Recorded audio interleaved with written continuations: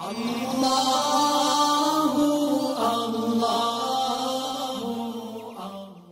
الرحيم. الحمد لله رب العالمين، والصلاة والسلام على أشرف المرسلين سيدنا محمد وعلى آله وأصحابه أجمعين. اللهم صل وسلم على جميع أنبياء الله ورسله الكرام. فضيلة الشيخ عبد المجيد هزاروي مدير جامعة فرقانية راولپنڈی باكستان. فضيلة الشيخ عدنان رشيد نائب مدير الجامعة. قاري زبير زرين ناظم الأمور بالجامعة. فضيلة الشيخ مولانا رشيد أحمد أستاذ الحديث بالجامعة. أخي وصديقي العزيز الدكتور عبد الوهاب جان، وأخي وصديقي العزيز الدكتور إكرام الحق. السادة الأساتذة أعضاء هيئة التدريس بهذه الجامعة، أبنائي الطلاب، السلام عليكم ورحمة الله وبركاته. يقول الله سبحانه وتعالى في كتابه الكريم: إنا نحن نزلنا الذكر وإنا له لحافظون. إذن السؤال: كيف يحفظ الله سبحانه وتعالى القرآن الكريم؟ الإجابة: يحفظ الله سبحانه وتعالى القرآن الكريم عن طريق أناس يختصهم وينعم عليهم الله سبحانه وتعالى فيحفظ القرآن ويفهموه ويفهمون معانيه للآخرين. وثمة وهناك طرق أخرى لحفظ كتاب الله سبحانه وتعالى. لذلك فأنا أبارك لكم أن الله سبحانه وتعالى اختصكم واختاركم وأنعم عليكم بأن تكونوا وسيلة لحفظ كتاب الله سبحانه وتعالى. أي أن الله سبحانه وتعالى يحقق عن طريقكم معنى قوله سبحانه وتعالى: إنا نحن نزلنا الذكر وإنا له لحافظون. هذا الأمر الأول. الأمر الثاني هو بالغ الأهمية، وهو يجب علينا أن نعرف جيدا أن علماءنا وآباءنا وأجدادنا قاموا بجهود كثيرة من أجل الدعوة الإسلامية ومن أجل الحفاظ على الدعوة الإسلامية ومن أجل الحفاظ على المسلمين وثقافتهم. كما تعلمون أن شبه القارة أي باكستان، بنغلاديش، الهند، وكذلك بعض بلاد العرب وبلاد المسلمين، ولكني أتحدث هنا عن شبه القارة أي باكستان وبنغلاديش والهند. هذه البلاد احتلها البريطانيون احتلالا عسكريا، وأرادوا أن يحتلوها احتلالا فكريا واحتلالا دينيا. لذلك حاولوا بطرق كثيرة نشر الديانة المسيحية، ولكنها ليست الديانة المسيحية الأصلية، ولكنهم أرادوا نشر ديانة مسيحية احتلالية. هنا علماء هذه البلاد خافوا على المسلمين وعلى أبناء المسلمين وعلى مستقبل المسلمين في هذه البلاد. هم خافوا. إذا ماذا فعلوا؟ منهم من أسس مدرسة ديوبند، ثم تخرج من هذه المدرسة كثير من العلماء والطلاب، وكانت لهم أي هؤلاء العلماء في تلك الفترة فتاوى. ويقول تكلم باللغة الأردية. لا تقلق، سأتحدث باللغات. لا تقلق، لا تقلق. أصدروا فتاوى كانت مهمة في تلك الفترة. مثلا قالوا إن لبس البنطلون، يعني هذا هو البنطلون، بنت بهنا جايز नहीं है मुसलमान। इस तरह इन्होंने कहा, लेकिन पेंट पहनना इस्लाम में बिल्कुल जायज़ है, बिल्कुल जायज़ है। क्यों? نحن مأمورون بستر العورة، والعورة من هنا حتى هنا. استر هذا المكان بأي شيء يستره سترا صحيحا، سواء بالبنطلون بين أو بالكورتا بيجاما أو بلونج يجوه الكحل لونجي بأي شيء نستر العورة. ولكن السؤال لماذا؟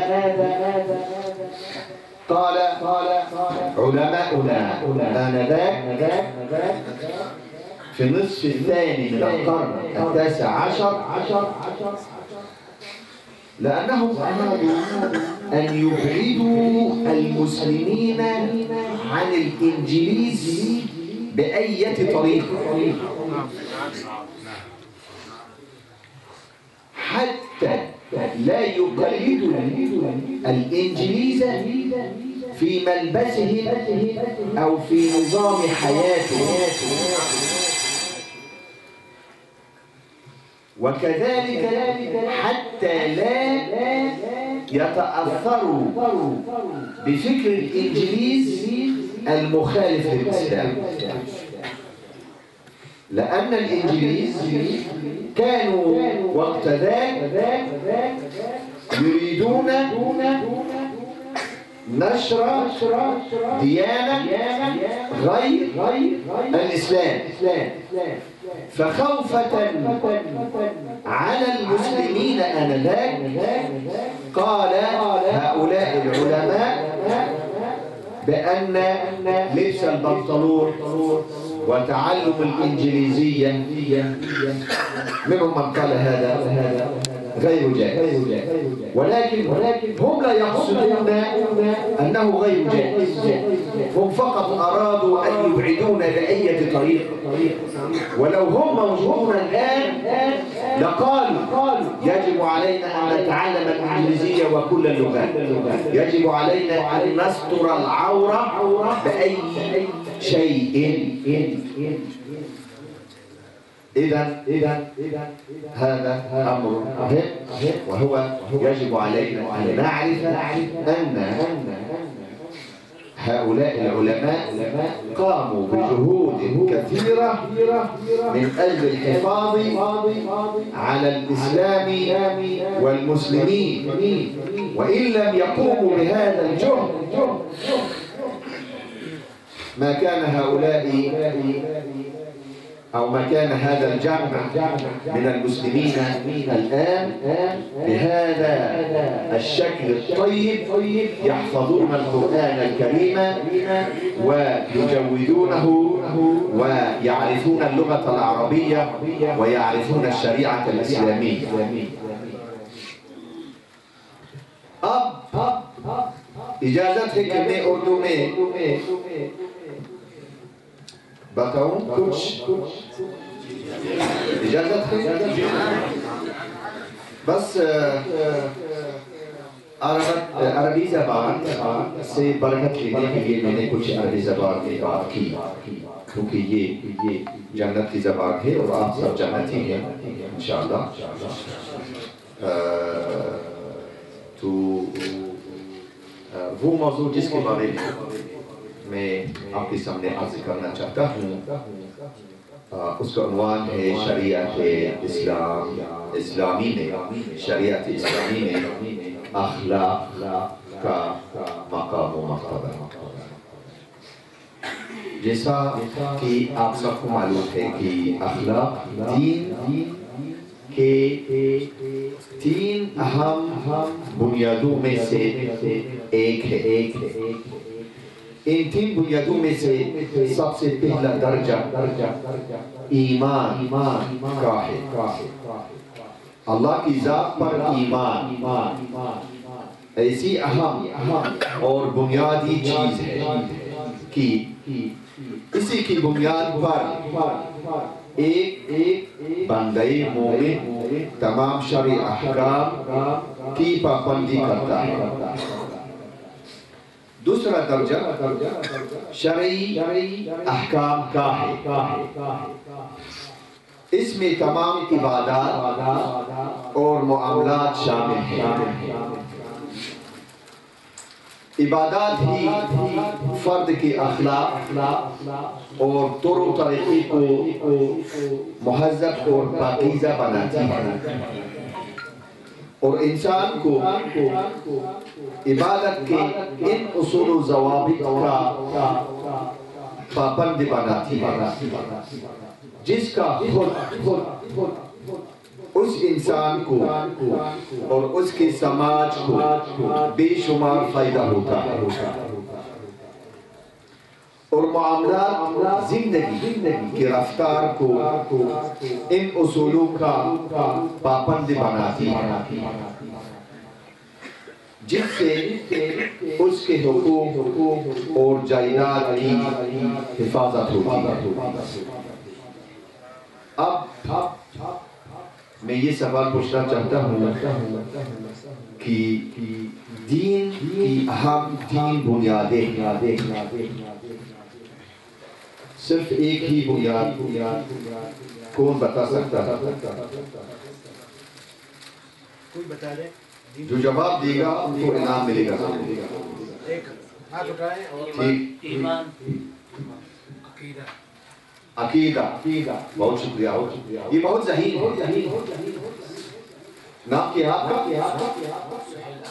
سہیل احمد تشریف رکھیے سہیل صاحب میں نے جو بتایا ہے ایمان اور انہوں نے اصل بتایا ہے عقیدہ بہت ذہین ہے ماشاءاللہ الطالب للصف الأول ٹھیک ہے سہیل صاحب ان تین بنیادوں میں تیسرا درجہ اخلاق کا ہے اخلاق در اصل ضروح اور اسپرت ہے جو عبادات و معاملات کو رفتار اور حرکت عطا کرتی ہے اور ان دونوں چیزوں کو اقدار اور اصول کا پابند بناتی ہے اور یہ تینوں بنیادیں یعنی عقیدہ یا ایمان نمبر 2 شرع احکام جس میں عبادات اور معاملات شامل ہیں نمبر 3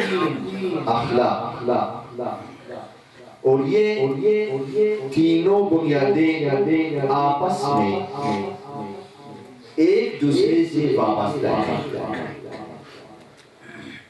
ان میں کسی ایک کو دوسرے سے الگ اور جدا نہیں کیا جا سکتا اسی لیے اللہ کے رسول صلی اللہ علیہ وسلم نے اخلاق کو عقیدے سے وابستہ کرتے ہوئے فرمایا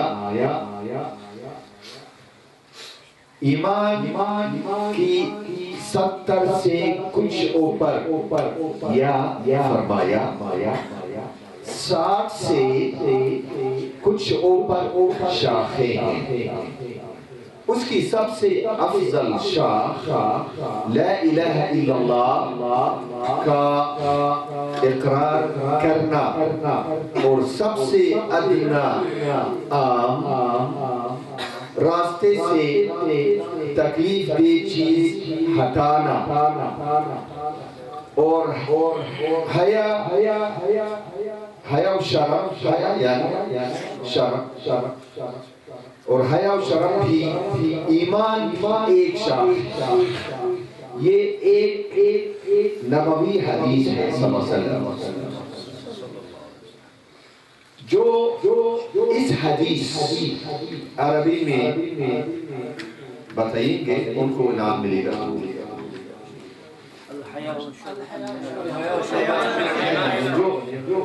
جن کو پتہ ہے وہ بس ہاتھ اٹھائے کون جی فرمائیں الحیاء شعبۃ من الایمان ہمارا رسول صلی اللہ علیہ وسلم نے فرمایا ہے الایمان بضع وسبعون او بضع وستون شعبة فأفضلها قول لا إله إلا الله وأدناها إماطة الأذى عن الطريق والحياء شعبة من الإيمان اس لیے میں نے عرض کیا کہ یہ تین بنیادیں ایک دوسرے سے وابستہ ہیں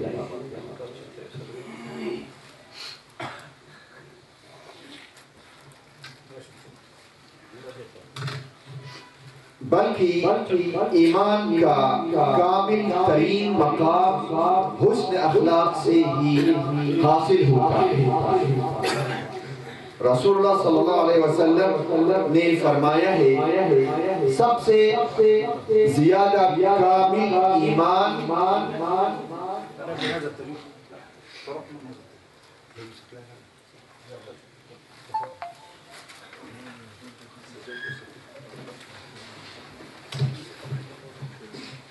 رسول اللہ صلی اللہ علیہ وسلم نے فرمایا ڈاکٹر عبدالحق صاحب جنہوں نے جواب دیا ہے آپ ضرور نوٹ فرمائیے گا جی اچھا ٹھیک رسول اللہ صلی اللہ علیہ وسلم نے فرمایا ہے کہ سب سے زیادہ کامل ایمان والے وہ لوگ کون ہے وہ جن میں سے آپ سب انشاءاللہ وہ لوگ ہیں جن کے اخلاق سب سے اچھے ہیں.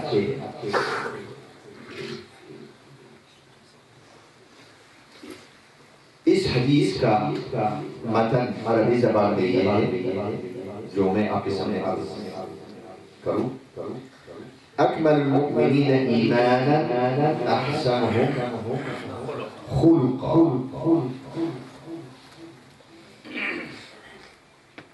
تو اب ہمیں انعام دیں گے ضرور. بے شک آپ ہمارے استاد ہیں. عبادات بھی اخلاق سے اب اخلاق عقیدے سے وابستہ ہے. دوسری بنیاد عبادات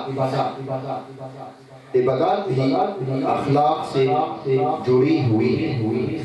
چنانچہ آپ سب دیکھتے ہیں کہ نماز انسان کو برائی اور فحش کاموں سے روکتی ہے. اللہ پاک کا ارشاد ہے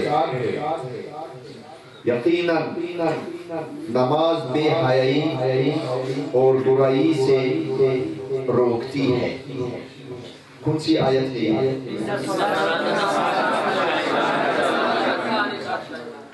ان الصلاة تنہی عن الفحشاء والمنکر والبغي. حفظكم اللہ. اب تو یہ سب انعام کے مستحق میں نے شرط لگائی ہے جن کو جواب سے واقف ہے تو بس ہاتھ اٹھا.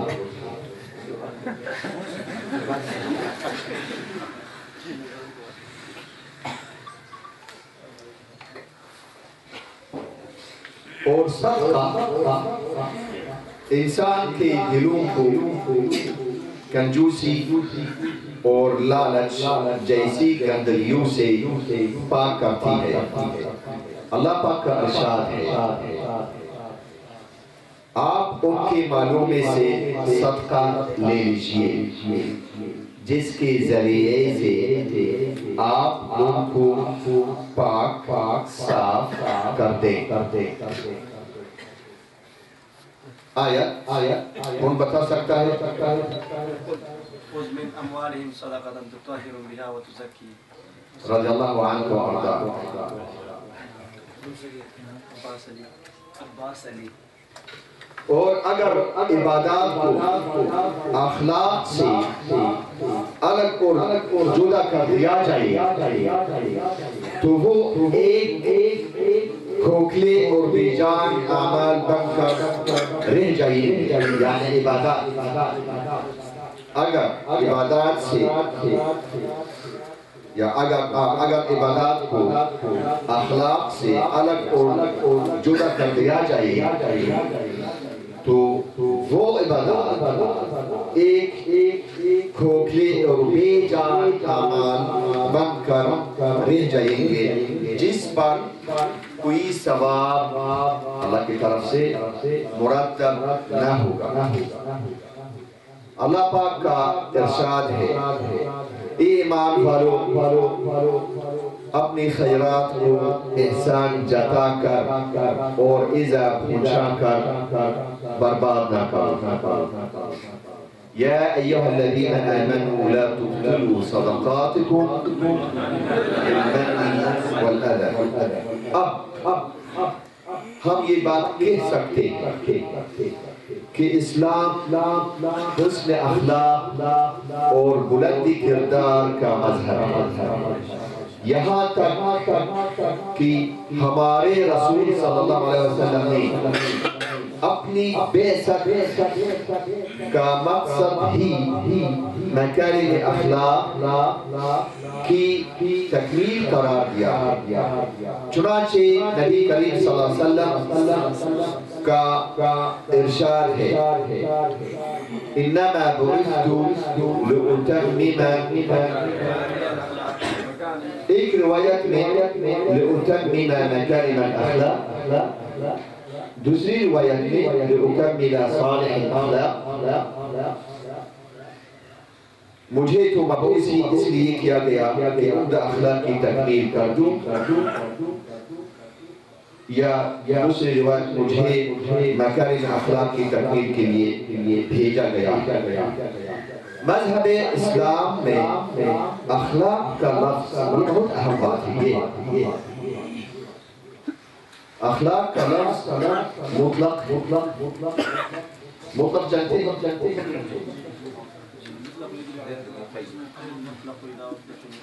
اس کا کوئی قید نہیں، مطلق اوپن۔ اسلام میں اخلاق کا لفظ مطلق ہے، اور اسے مطلق رکھنے سے وہ کیوں مطلق کیا ہے، اور اسے مطلق رکھنے سے یہ بات سمجھ میں آتی ہے کیا کہ مسلمانوں کے پاس اخلاق ہر وقت ثابت اور باقی رہنے والی ہے۔ یہ حالات یعنی کیا اخلاق، یہ حالات زمانے، جگہیں اور اشخاص کے بدلنے سے بدلتے نہیں ہیں۔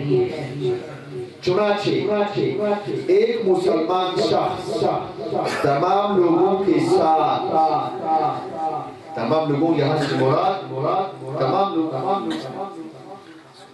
چاہے وہ مسلمان ہو یا نہ ہو، تمام لوگوں کے ساتھ اسی بلند اخلاقی اور اخلاقی اقدار کے ساتھ معاملہ کرتا ہے، اور اس میں مسلمان اور غیر مسلم، دوست اور دشمن کی کوئی تفریق نہیں رکھتا، اور وہ ہر حالات میں اسی بلند اخلاقی کا مظاہرہ کرتا ہے، خواہ وہ خرید و فروخت کا معاملہ ہو یا جنگ صلح کا میدان ہو۔ اسی طرح ایک مسلمان کے اخلاقی اقدار ہر وقت اور ہر حالت میں یکساں رہتے ہیں، خواہ زمانے بدل جائے اور جگہیں مختلف ہو جائے۔ غرض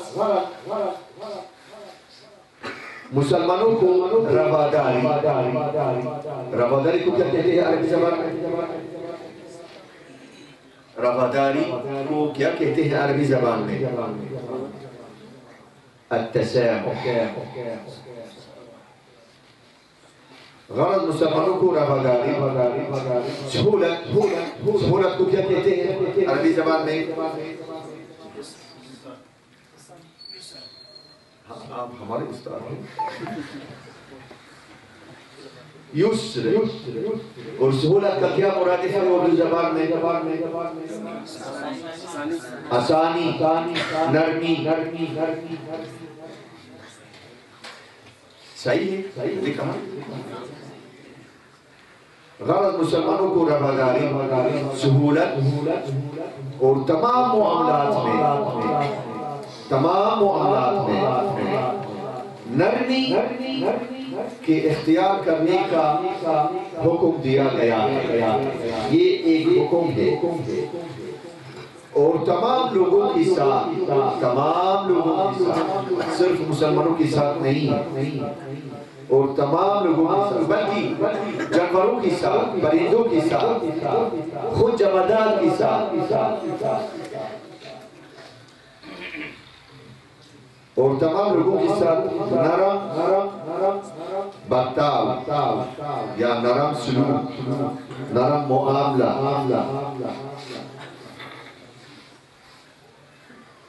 نرم برتاؤ رکھنے کی تلقین کی گئی ہے۔ اسی لیے احادیث نبویہ صلی اللہ علیہ وسلم میں اخلاق کا لفظ مطلق ہے۔ اب مطلق لفظ مطلق کا معنی پورا واضح، اس میں کسی طرح کی کوئی قید نہیں ہے، حضرت انس رضی اللہ عنہ سے روایت ہے کہ ہمارے نبی صلی اللہ علیہ وسلم نے فرمایا لوگوں پر آسانی کرو. حدیث کا مفہوم یہی ہے، اس لیے میں نے اپنی طرف سے اضافہ کر لیا ہے لوگوں پر آسانی کرو اور تنگی نہ کرو اور خوشی کی بات سناؤ اور نفرت نہ پیدا کرو. عربی میں حدیثی ہے یسروا ولا تعسروا. آپ دیکھئے گا یہاں یسروا کیفی تھا، یسروا کیفی تھا، لیکن انہوں نے اس کے برعکس لفظ کا استعمال کیا دوبارہ یہ تاکید کی یسروا ولا تعسروا وبشروا. اور اس کے اپوزٹ کیا ہے، اس کا برعکس لفظ کیا ہے، اس کا متضاد لفظ کیا ہے ولا تنفروا. تو انہوں نے کیوں فرمایا ہے ولا تعسروا ولا تنفروا، حالانکہ یسروا وبشروا دونوں لفظوں سے پتہ چلتا ہے کہ آسانی کرنا اور خوشی کی بات سنانا، لیکن انہوں نے اس کے متضاد الفاظ کا استعمال کیا ہے تاکید کی. رسول اللہ صلی اللہ علیہ وسلم نے فرمایا جسے یعنی آپ لوگ نہیں، جسے نرمی سے محروم کیا جاتا ہے، یعنی جن سے آپ لوگ نہیں، جسے نرمی سے محروم کیا جاتا ہے اسے خیر سے محروم کیا جاتا ہے. من يحرم الرفق يحرم الخير. تو یہ سب شرعی احکام ہے، تو اس کی تعمیل کرنی ہے زندگی کی تمام لوگوں کی، ہر زمانے میں یا ہر زمان و مکان. بھائی وہ نسخہ آپ مجھے نہیں دیا کیا نسخہ، بھائی وہ نسخہ،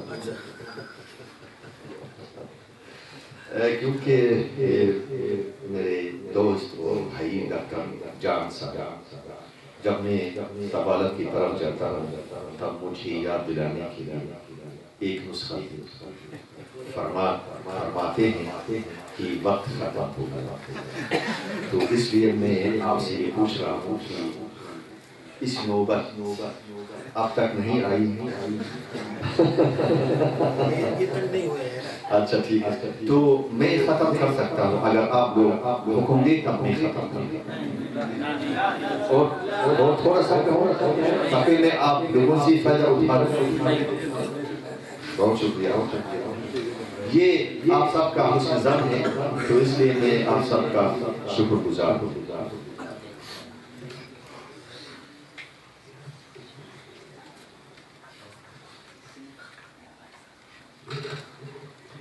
رسول اللہ صلی اللہ علیہ وسلم فرماتے ہیں نرمی آسانی جس چیز میں بھی ہوتی ہے اسے زینت بخشتی ہے. زینت جانتے ہیں؟ خوبصورتی. میں نے آپ سے فائدہ حاصل کیا. نرمی جس چیز میں بھی ہوتی ہے اسے زینت بخشتی ہے، اور جس چیز سے نرمی نکال دی جائے اسے بدصورت بنا دی. حدیث ہے ان الرزق لا يكون في شيء الا زانه ولا ينزع من شيء الا شانه. اور حضرت ابو موسیٰ رضی اللہ عنہ روایت کرتے ہیں کہ رسول اللہ صلی اللہ علیہ وسلم جب اپنے صحابہ کرام رضی اللہ عنہ میں سے کسی کو اپنے کسی کام کے لیے بھیجتے فرماتے تو کہتے ان سے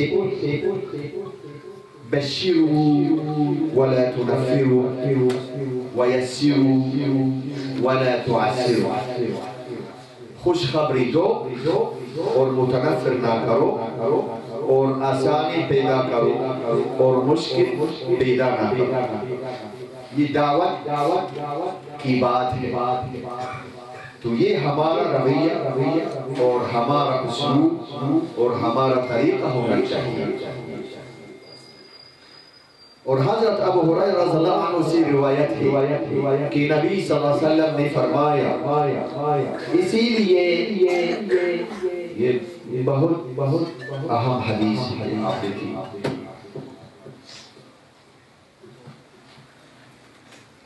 ہماری ذمہ داری بہت بڑی ہے اور بہت ثقیل ہے.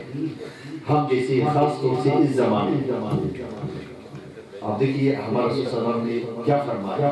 گویا کہ یعنی خدا نہ خاصہ گویا کہ ہم پیغمبر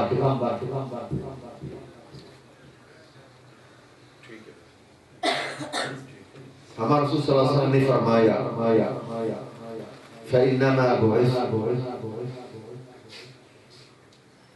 فإنما بعثتم ميسرين فإنما بعثتم. دوسرے حدیث میں رسول صلی اللہ علیہ وسلم کا فرمان ہے انما بعثتو. صرف ہمارے رسول بعثتو.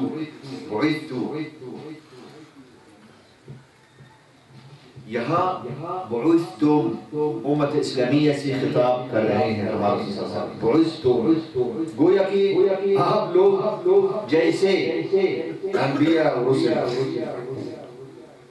کام میں یعنی ان کی اتباع میں ان کی بیروی میں ان کی تقلید کرنے میں خود وحی اور پیغام وغیرہ نہیں ہے نا.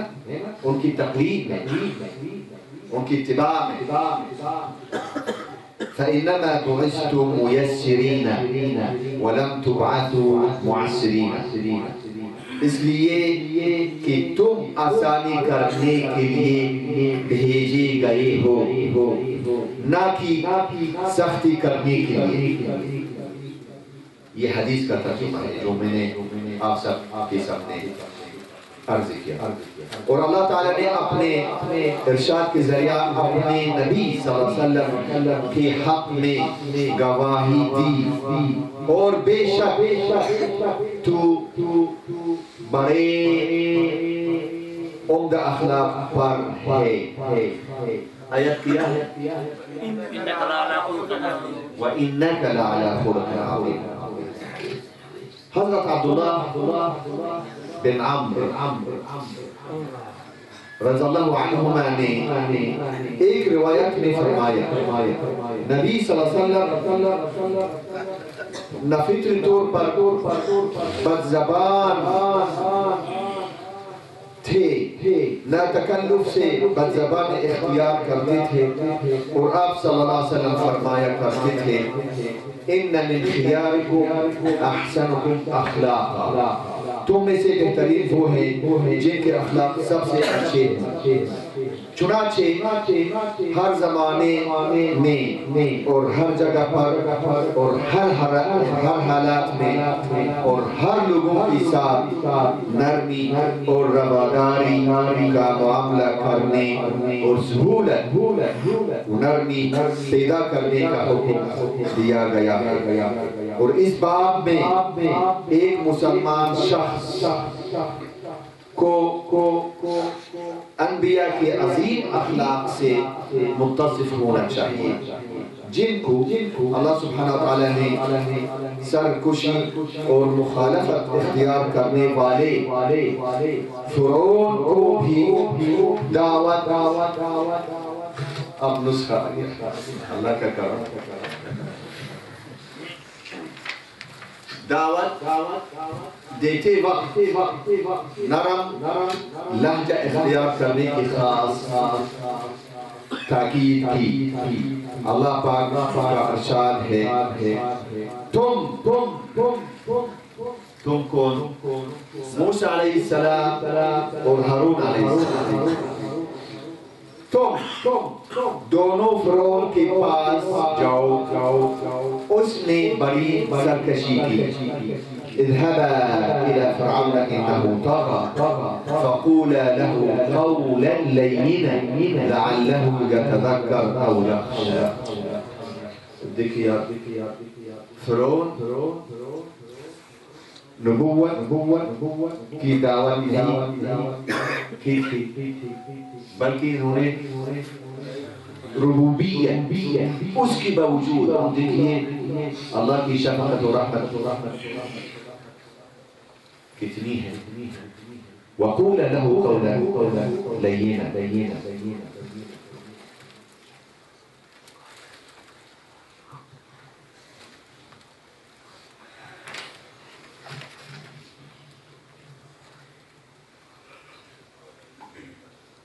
اللہ تعالی قرآن پاک میں فرماتا ہے وَمَا أَرْسَلْنَاكَ إِلَّا رَحْمَةً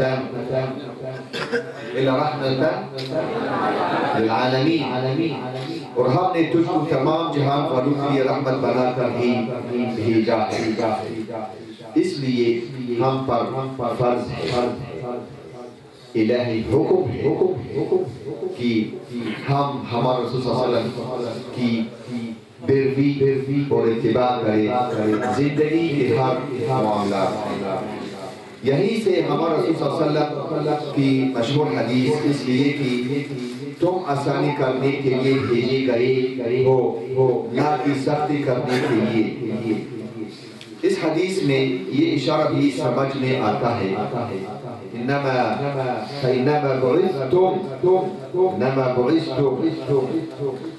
بعثتم کا لفظ استعمال کر کے یہ واضح فرمایا گیا کہ امت کے ہر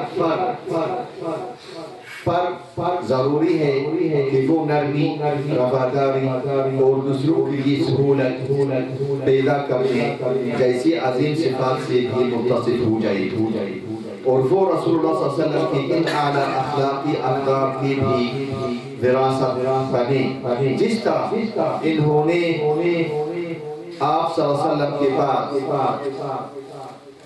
دین کے پیغام کو ایک فرد تک پہنچانے کی ذمہ داری کو بطور وراثت کے قبول کیا، اور یہ حسن اخلاق کا مظاہرہ ہے اپنے تمام معاملات اور تمام حالات میں کرے۔ آخری بات ہے کچھ نصیحتیں ہیں، کچھ ہدایتیں ہیں، اپنے آپ سے اور اپنے آپ کو یاد دلاتا ہوں اور آپ کو بھی یاد دلاتا ہوں۔ وہ یہ ہے کہ غیر مسلموں کے حقوق میں سے یہ ہے ان کو گالیاں دینے یا ان میں برائی نکالنے سے ممانع۔ شادی باری ہے وَلَا تَسُبُّوا الَّذِينَ يَدْعُونَ مِن دُونِ اللَّهِ، یہ سورہ انعام آیت نمبر 108۔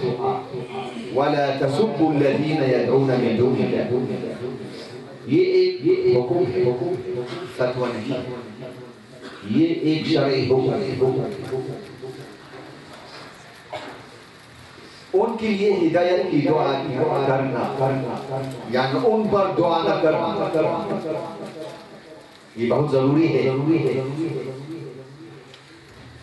جب نبی صلی اللہ علیہ وسلم پر مشرکوں کی اذا رسانی بڑھ گئی تو اللہ تعالی پہاڑوں کا فرشتہ آپ صلی اللہ علیہ وسلم کے پاس بھیجا تو اس نے کہا اے محمد چاہے تو میں ان پر یہ دونوں پہاڑ ملا دوں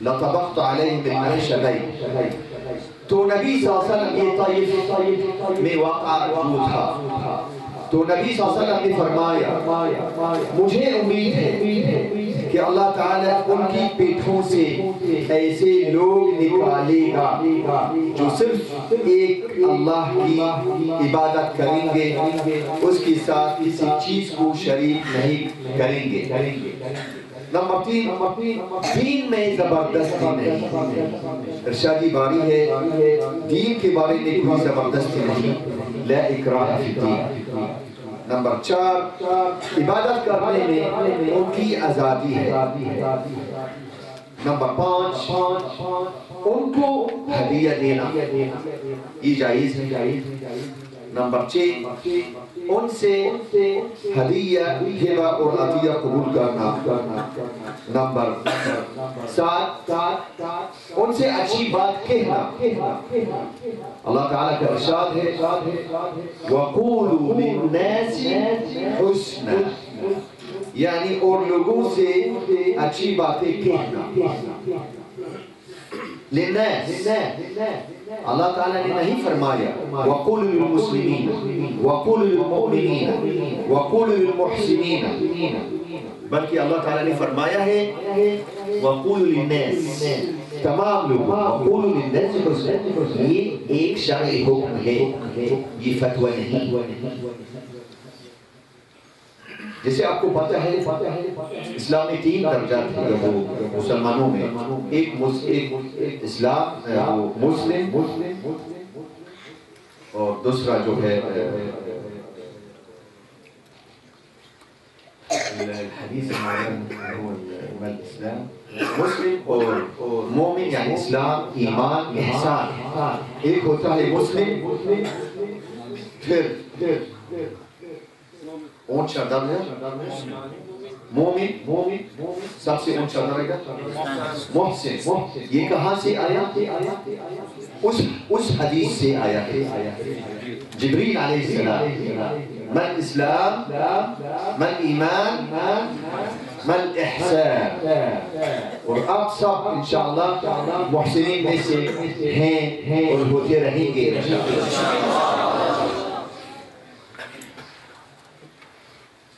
غیر مسلموں کے حقوق میں سے یہ بھی ہے کہ جان کی عزت کرتے ہوئے ان کی جنازے کے لیے کھڑا ہونا جیسے ہمارے رسول صلی اللہ علیہ وسلم نے فرمایا ان کے ساتھ حسن سلوک اور اچھے اخلاق اسلام میں کسی کو ناحق اسلام میں کسی کو ناحق قتل کرنا گناہ کبیرہ اور ایک بڑا حرام کا شمار ہوتا کیونکہ اللہ تعالیٰ کا فرمان ہے من قتل نفسا بغیر نفس او فساد في الارض فكأنما قتل الناس جميعا ومن احياها فكأنما احيا الناس جميعا میں آپ سب حضرات کا بہت شکر گزار ہوں اور میں